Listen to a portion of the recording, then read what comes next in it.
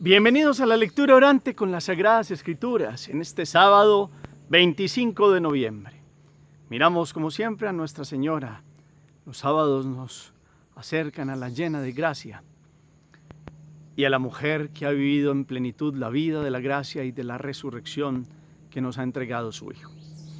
Hoy la Iglesia también mira la vida de una virgen y mártir, Santa Catalina de Alejandría, que fue una virgen llena de agudeza, de ingenio, de santidad, con fortaleza de ánimo. Su cuerpo se honra con piadosa veneración en el célebre cenobio del monte Sinaí. Hoy vamos a escuchar la proclamación de San Lucas en el capítulo 20, versículos 27 al 40. Escuchemos la proclamación. En aquel tiempo se acercaron algunos saduceos, los que dicen que no hay resurrección, y preguntaron a Jesús: Maestro, Moisés nos dejó escrito, si a uno se le muere su hermano dejando mujer pero sin hijos, que tome la mujer como esposa y dé descendencia a su hermano. Pues bien, había 7 hermanos, el primero se casó y murió sin hijos. El segundo y el tercero se casaron con ella y así los 7, y murieron todos sin dejar hijos. Por último también murió la mujer. Cuando llegue la resurrección, ¿de cuál de ellos será la mujer? Porque los 7 la tuvieron como mujer. Jesús les dijo: en este mundo los hombres se casan y las mujeres toman esposo, pero los que sean juzgados dignos de tomar parte en el mundo futuro y en la resurrección de entre los muertos, no se casarán ni ellas serán dadas en matrimonio, pues ya no pueden morir, ya que son como ángeles y son hijos de Dios, porque son hijos de la resurrección. Y que los muertos resucitan, lo indicó el mismo Moisés en el episodio de la zarza, cuando llama al Señor Dios de Abraham, Dios de Isaac, Dios de Jacob. No es Dios de muertos, sino de vivos, porque para Él todos están vivos. Intervinieron unos escribas: bien dicho, maestro, y ya no se atrevían a hacerle más preguntas. Palabra del Señor. Gloria a ti, Señor Jesús. Pidamos la luz del Espíritu Santo, que entre así como un rayo del sol más potente, del sol que nace de lo alto, el Espíritu de Dios, Espíritu de Jesús, que ha venido y ha cubierto con su sombra a Nuestra Señora y se ha encarnado el Hijo de Dios en su vientre. Pues que venga hoy el Espíritu que hemos recibido en el bautismo y nos dé la gracia del don de la comprensión de las Sagradas Escrituras. Digámosle: ven, Espíritu Santo, llena los corazones de tus fieles y enciende en ellos el fuego de tu divino amor. Envía tu Espíritu y todo será creado y renovarás la faz de la tierra. Espíritu Santo, ilumínanos con tu gracia, presencia, luz. Llénanos de tu fuerza, de tu entendimiento. Que podamos vivir en Dios, nunca jamás morir por el pecado. Porque Dios ha dado la vida para que tengamos la vida en Él y seamos hijos de un Dios que nos ha dado la plenitud de la resurrección, muriendo al pecado para vivir resucitados en la vida de la gracia. Amén. ¿Qué dice el texto? Entonces ustedes y yo nos paramos, situamos capítulo 20 de Lucas, versículos 27 al 40. Miremos los detalles, toda la narración, hacemos varias lecturas. Entonces, ¿quiénes se acercan a Jesús? ¿Qué le preguntan? ¿Qué le dicen que dijo Moisés? ¿Qué caso rebuscado tomaron de las Sagradas Escrituras? ¿De qué hablaban ellos? ¿Cómo le responde Jesús? ¿Cuáles son las expresiones principales del Señor? Toma también un pasaje del Antiguo Testamento vital para ellos. ¿Qué grupo es el que se le ha acercado a Jesús? ¿Qué terminan diciéndole otros que estaban allí? ¿Y qué pasa al final? Hacemos pausa, la palabra resuena en lo más profundo. Volvemos a tomar el texto, más diálogos, más profundización en detalles. Hacemos pausa, volvemos a dejar que hable. Tercera lectura, síntesis. Tratamos de recomponerlo con la memoria y lo bajamos de la mente al corazón. Para que pasemos a la meditación. Jesús ya está en Jerusalén. Estamos en la Pascua tan anhelada, tan esperada, porque el camino de Lucas es un camino de Jesús que recorre la Palestina para llegar al final a Jerusalén. Ya está en Jerusalén, ya ha llorado antes de su entrada triunfal, ha entrado triunfal y empiezan las preguntas capciosas y las situaciones donde de los grupos dirigentes de Israel se acercan para ponerle estas preguntas capciosas. En Lucas pues nos trae también esto que los otros también de los evangelistas nos narran de cómo se acercan los saduceos. En algún momento fueron herodianos, fariseos, para hacerle preguntas capciosas, como alguna ¿se acuerdan ustedes de la moneda, de aquello de pagar impuestos o no al César? Pues aquí estamos ya en otra de esos contextos y se acercan los saduceos. ¿Quiénes eran los saduceos? Parece ser que desde el tiempo de David aparecen unos que toman desde el sumo sacerdote Sadoc un nombre de un grupo formado por aristócratas y sacerdotes que empiezan a seguir la Torá. Son materialistas y pragmáticos. La vida del Espíritu les cuesta, eso de los ángeles, de la resurrección, no creen en la resurrección. Se quedaron con la Torá, pero no han sabido interpretar la Torá en aquello que tiene que ver con la vida de la resurrección. De hecho, Israel, aquí el pensamiento de la resurrección es algo tardío, aparece ya en el libro de Daniel, aparecen los macabeos, como esperan en Dios una vida de resurrección de eternidad. Los saduceos se quedaron con una vida muy materialista y con muchos intereses humanos. De hecho, ayudaban a Roma, querían ganar intereses con Roma y eran muy políticos, inclusive pues aún teniendo pues esta rama sacerdotal. Entonces se acercan a Jesús y le ponen un tema rebuscado de la ley del levirato. Levir significa cuñado.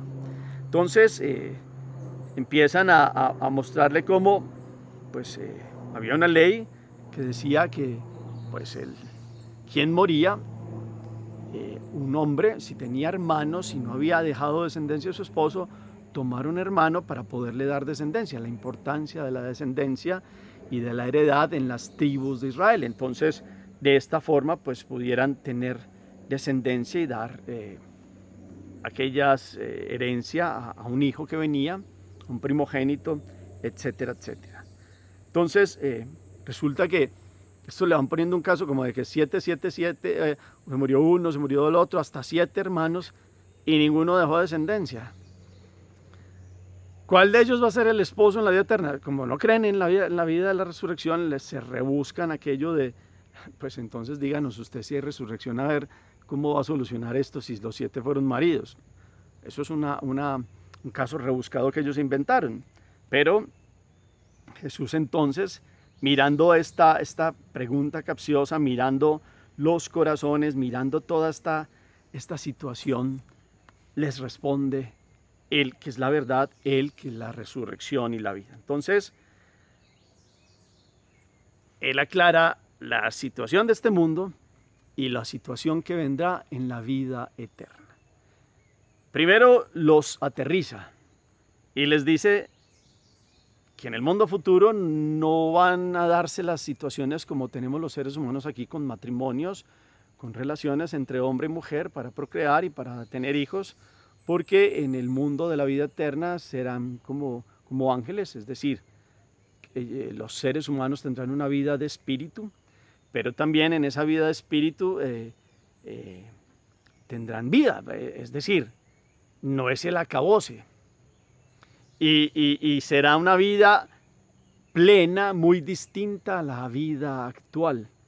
Esa es la primera verificación. Después les dice a ellos que solo creen en el Pentateuco, les cita aquel pasaje de la zarza, cuando Dios se identifica como el Dios de Abraham. A Moisés les dice: yo soy el Dios de Abraham, Dios de Isaac y Dios de Jacob. Y ellos habían muerto físicamente hablando, pero Dios lo dice en presente. Y les quiere decir, vea, es que Dios le habló así a Moisés. Ellos que se jactaban de Moisés, y pues les dice, pues vea cómo Dios le respondió a Moisés. En un presente, porque Dios no es Dios de muertos, sino de vivos, porque para Él todos están vivos. Con esto hay una sentencia al corazón de esta gente, saduceos, diciéndoles la muerte que llamamos muerte, que es defunción, deja de funcionar este cuerpo, no es el fin, no es el acabose, no es no hay nada más que hacer, no. Como la iglesia lo cree y lo dice en el prefacio de difuntos, esta vida, este cuerpo se transforma. La vida de los que en ti creemos, Señor, se transforma. Entonces, Cristo se hizo hombre para liberarnos de la primera muerte, que es la del pecado, estar separados de Jesús. Esa es la más importante resurrección, librarnos del pecado. Y ya ustedes y yo la recibimos desde el bautismo. Es una alegría poder comprender la vida que Dios nos ha dado ya, porque la vida eterna empezó desde el bautismo. Entonces, aquí la reflexión es, si hoy Jesús habla de vida, ubica a estos otros que no creían en la resurrección de Él, que es la eternidad, que viene del Padre, que puede hablar de lo que conoce, que viene a dar la vida y la vida de la plenitud en la resurrección, primero en el Espíritu y después también cuando venga al final, en la parusía, y cuando venga el juicio final, resucitarán los cuerpos y tendremos un cuerpo glorificado, no para vivir de la manera del mundo, no para volvernos a casar, no para volver a tener las cosas como la vivimos, sino como cuerpos glorificados como están Jesús y María en el cielo. Esto es lo que cree la iglesia. Entonces, en esta meditación y este hilo conductor, en el primer momento más importante que yo los invito hoy es a que miremos. Tenemos vida en Dios, porque es claro que uno puede existir, levantarse, moverse y comer y dormir y las funciones fisiológicas normales, pero tener el alma muerta. Y esa es la profundización más importante de hoy. Podemos estar como vivos, pero muertos. ¿Y cómo es eso? Pues claro, pues respiramos y nos movemos, pero el alma está muerta si nos alejamos de Dios. Y la idea que tiene Jesús es que ha venido para que todos tengan vida y la tengan en abundancia, no muerte.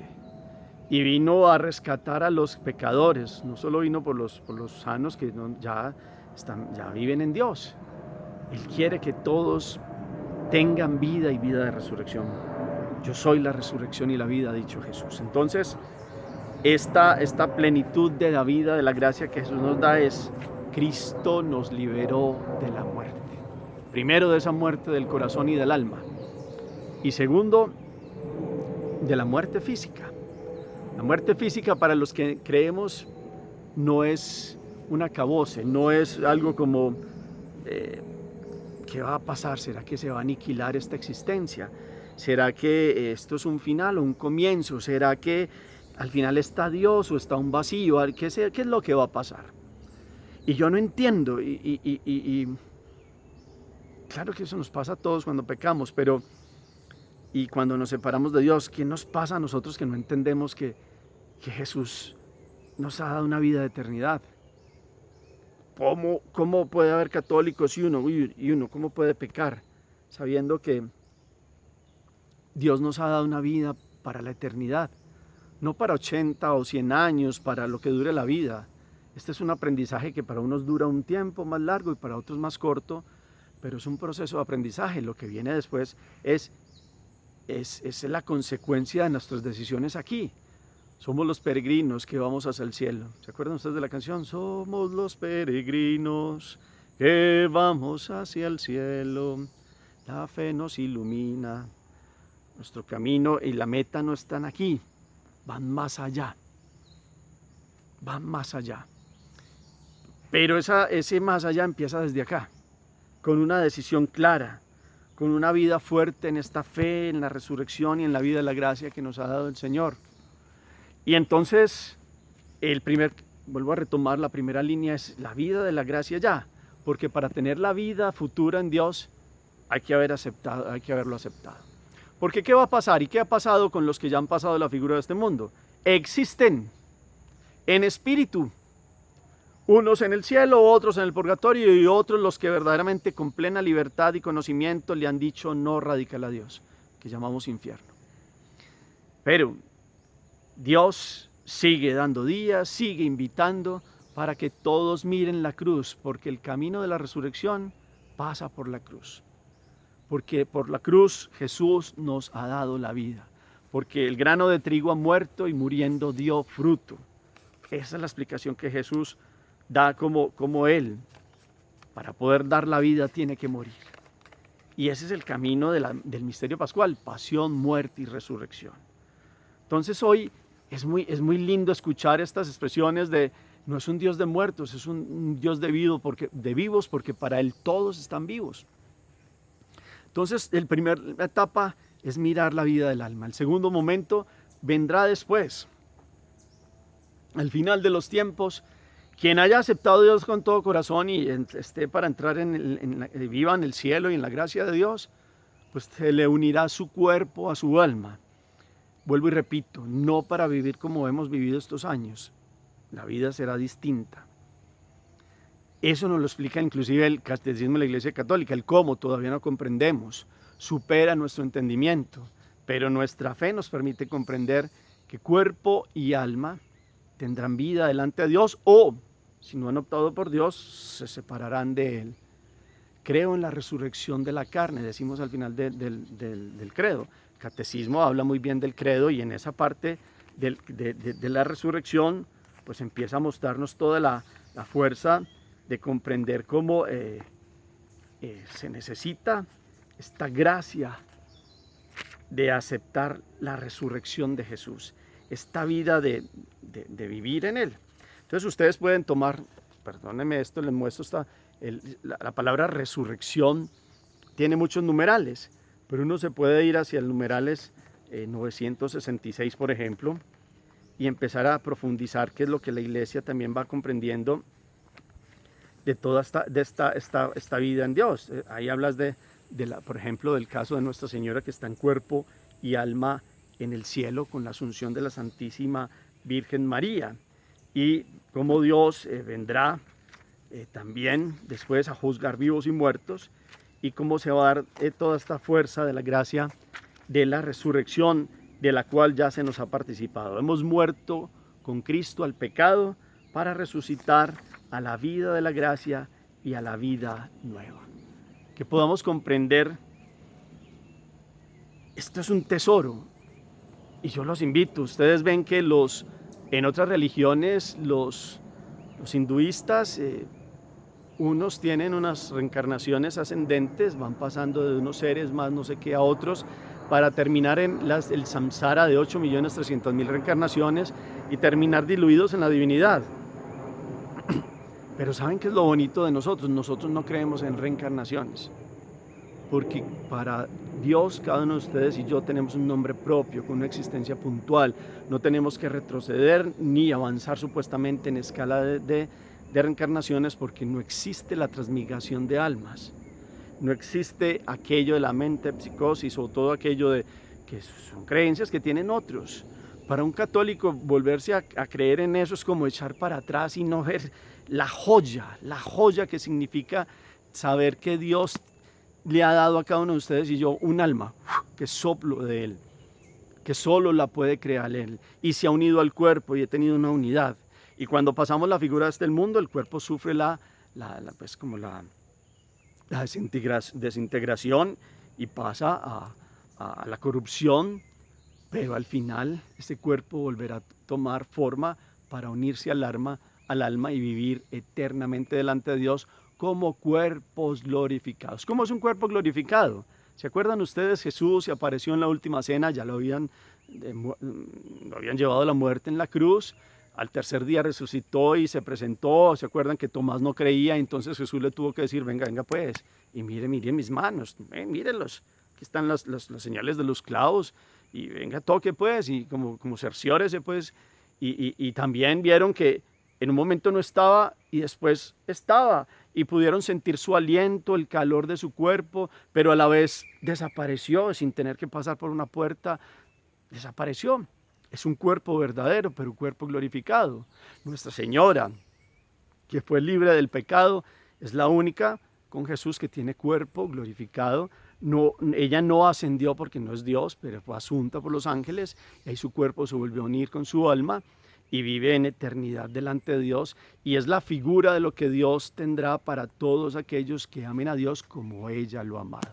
Entonces hoy hay una enseñanza con estos que trataron de ponerle una pregunta capciosa a Jesús. Nos deja a usted y a mí hoy más bien toda una alegría. O sea, es que es un tesoro la resurrección, porque es el sentido de no vamos a morir si no queremos, porque aquí está la libertad humana. Porque hay una segunda muerte que dice el Apocalipsis. Como hablamos de tercer nacimiento, que es venir a la vida el primero, el segundo es el bautismo, y el tercero es nacer, el día natalis es el día que morimos, que soñamos con ir al cielo. La segunda muerte tiene que ver, la primera es estar muertos por el pecado, y la segunda es cuando pasemos la figura de este mundo. Si hemos dicho no, es muy fuerte esa expresión, pues podemos existir y tener espíritu, y al final vendrá el cuerpo a unirse con el espíritu, pero si hemos rechazado a Dios, pues vendrá la consecuencia. Y esto no es para tener miedo, esto es para actuar en consecuencia, es para vivir en Dios, es para que saboreemos esto. Dios no es de muertos, Dios es Dios de vivos, porque para Él todos están vivos y Él quiere la vida de todos. Entonces, cuando él terminó de explicarle eso, otros aparecieron ya escribas, bien dicho maestro, como quien dice, cayó a estos que no creen en eso, y se los cayó con una de las palabras que ellos creen que es el Pentateuco. Les tomó el caso del levirato, y después les tomó el caso, les desarmó ese caso rebuscado del levirato, y después les tomó aquello de la zarza, donde Dios, el Dios de Abraham, el Dios de Jacob, el Dios de Isaac, porque han existido, existen y existirán Abraham, Isaac y Jacob, y todos los millones y miles de millones de seres humanos que han existido, existen y existirán, porque Dios es el Dios de la vida y se goza con la vida de sus hijos, y ha sido así que ha dado la plenitud y la gracia para que todos tengamos vida y vida en abundancia en Él. Miremos pues toda esta invitación tan bella, toda esta gracia, toda esta plenitud, toda esta alegría, toda esta fuerza de comprender hoy toda la resurrección, y que podamos, quédense con esta meditación, y es: Dios es un Dios de vivos. A Dios le duele, como un padre le duele que uno se mate espiritualmente, se separe de Él, no lo honre, en vez de vivir en humildad, en fe, en servicio, en amor, en plenitud, en la enseñanza de Jesús, que es todo el ejemplo de Él y de Nuestra Señora. Vivir todo lo contrario es matarse, es no tener esta vida de la gracia. Gracia es estar llenos de Él, vivir en Él y con Él. Somos templos del Espíritu, hay una habitación trinitaria. Pero si estamos sin gracia, somos, perdón la expresión, desgraciados, o pues sin la gracia, sin su presencia. Que hoy podamos tener esta fuerza. Hagamos oración. Bendito eres, Señor, porque eres la vida. Nos has dado la resurrección. Tú has dicho: yo soy la resurrección y la vida. El que cree en mí nunca morirá. Yo soy la resurrección y la vida. Juan 11:25. Queremos vivir en ti. Primero la vida del alma, y tener vida y plenitud para pasar a tu presencia en la eternidad, en el cielo, y gozar esta visión beatífica, y poder permitir que nuestro cuerpo se una al final en la resurrección de los cuerpos, y podamos vivir eternamente en tu presencia como cuerpos glorificados, viviendo en ti y contigo para siempre. Sácanos de la muerte, Señor, que significa alejarnos de ti, para que vivamos hoy y siempre en tu presencia. Amén. ¿Cuál es la acción y el propósito? Yo los invito para que cojan el catecismo y empiecen a mirar toda la fuerza de Dios. Creo en la resurrección de la carne. Numeral 988 del catecismo. Y ahí empieza a explicar claramente qué es, cómo se ha dado esa revelación en las Sagradas Escrituras, cómo resucitan los muertos, qué es estar resucitado con Cristo. Miremos esos detalles. Esa es como la tarea. Gracias por el eco que colocan al final del chat. El Señor esté con ustedes, y la bendición de Dios Todopoderoso, Padre, Hijo y Espíritu Santo, descienda sobre ustedes y los acompañe siempre. Podemos seguir en paz.